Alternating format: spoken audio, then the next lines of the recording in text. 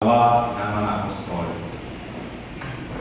Nang sumapit ang araw ng Pentecostes, nagkatipon silang lahat sa isang lugar, at biglang narinig ang isang bubong mula sa langit, animoy habulot ng malakas na hangin.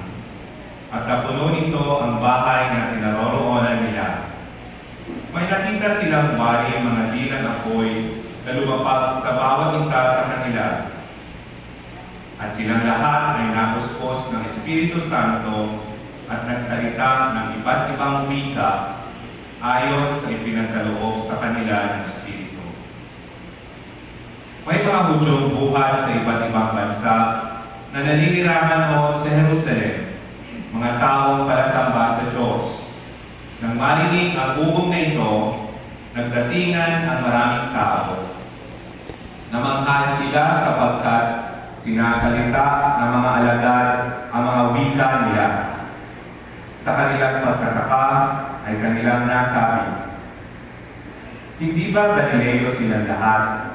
Bakit ang ating natutubong wika ang naririnig natin sa kanila? Tayo ay mga taga-Parsya, mga taga-Media, mga taga-Elam, mga naninirahan sa Mesopotamia, sa Judea at Cappadocia, sa Ponto at sa Asia. Mayroon pa sa ating taga-Phrygia at Pamphylia, Ehipto at sa mga saklaw ng Libya na sakop ng Cyrene at mga nakikipanirahan mula sa Roma, maging mga Hudyo at mga naakit sa Judaismo. May mga taga-Creta at Arabia pa rito. Paano sila nakapagsasalita sa ating wika tungkol sa mga kahangahangang gawa ng Diyos?" Ang salita ng Diyos. Salamat.